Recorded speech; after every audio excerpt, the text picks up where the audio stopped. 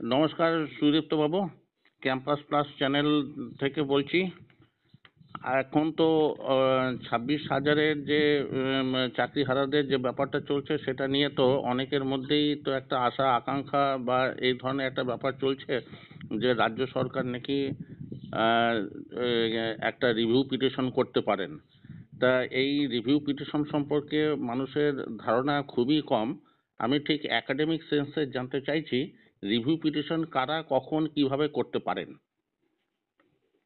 দেখুন, নমস্কার।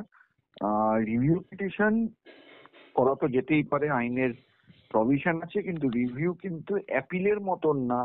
রিভিউ কিন্তু একটা স্পেসিফিক গ্রাউন্ড আছে, সেটা হচ্ছে error apparent the face of the record.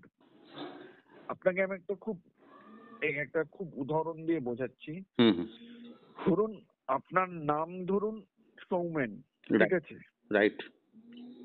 লিখে দিল আপনার নাম হচ্ছে সৌরভ। ওকে। এইরকম হচ্ছে এরার অ্যাপারেন্ট, বুঝতে পারলেন? মানে আমি এই এই এক্সাম্পলটা এই জন্য দিলাম, এটাকে একদম বোঝানোর জন্য যে কোন গ্রাউন্ডে রিভিউ করতে পারে। রিভিউ কিন্তু এই গ্রাউন্ডে হয় না যে দেখুন, আমি আবার নতুন করে আর্গুমেন্ট করব, আমি যে আর্গুমেন্ট করেছি সেটা আবার নতুন করে আর্গুমেন্ট করব, শুনুন। এই গ্রাউন্ডে রিভিউ হয় না, বুঝতে পেরেছেন? রিভিউ হয় এইরকম এরার অ্যাপারেন্ট।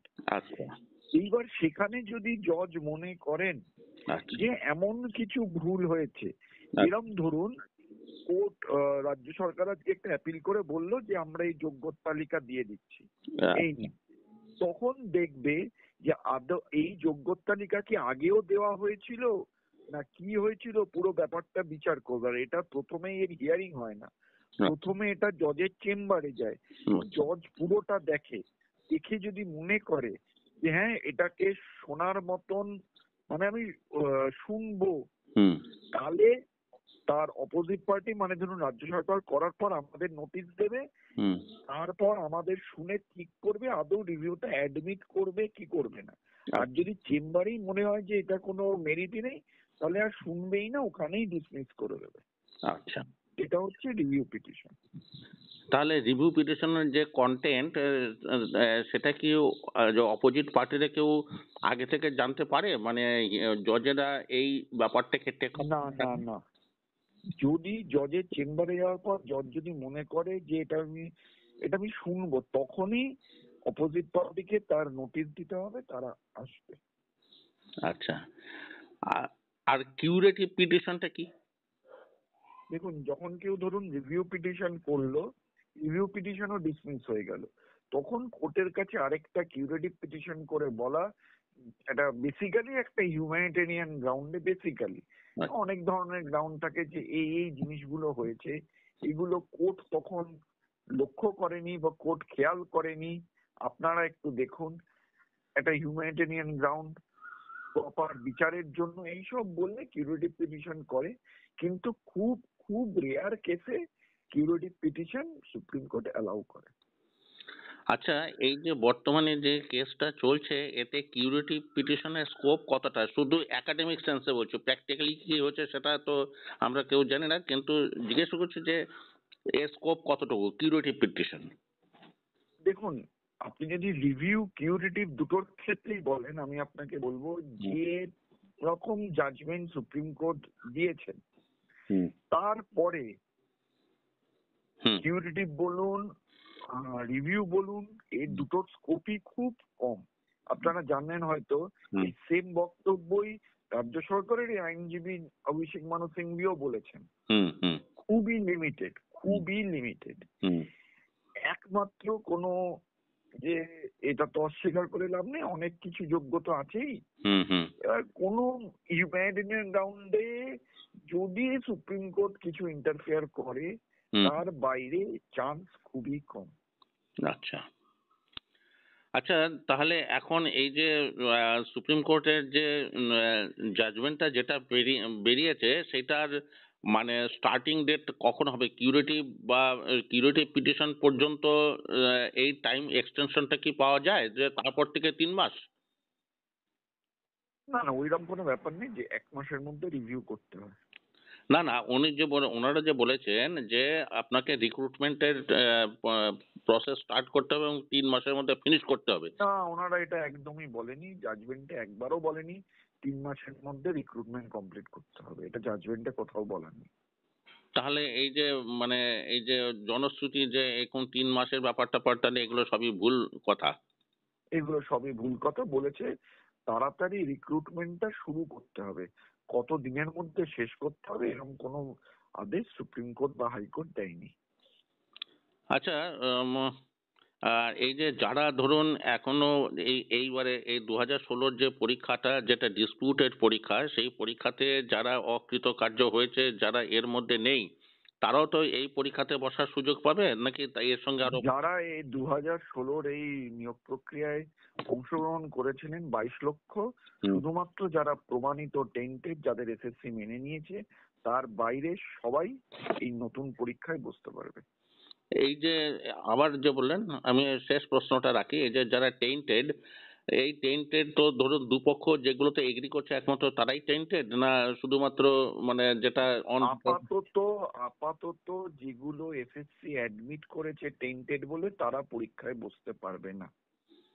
আচ্ছা, এবং সেই লিস্ট পাকা হয়ে গেছে?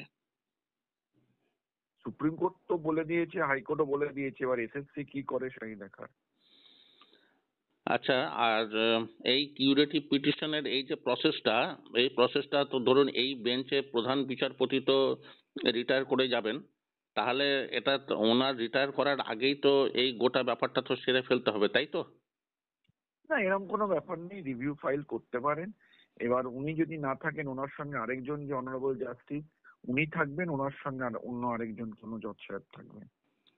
ওকে, অশেষ ধন্যবাদ এই ইনফরমেশনগুলো দেওয়ার জন্য। অনেকেই হয়তো নানা রকম আনএডুকেটেড গেস নিচ্ছেন, আপনার কথাবার্তার ফলে সেই অ্যাম্বিগুইটি ব্যাপারটা কেটে যাবে।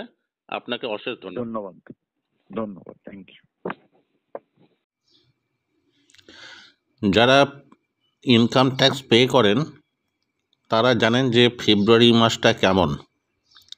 সমস্ত বকেয়ার টাকা পয়সা সে মাসেই কেটে নেওয়া হয় ইনকাম ট্যাক্স জনিত, এবং তারপর দেখা যাবে যে ইনকামের ওপর ভিত্তি করে এক একজনের হয়তো দেখা যাবে যে কেউ হয়তো গোটা বছরে 10.5 মাসের বেতন পেলেন, কেউ হয়তো 10 মাসের বেতন পেলেন।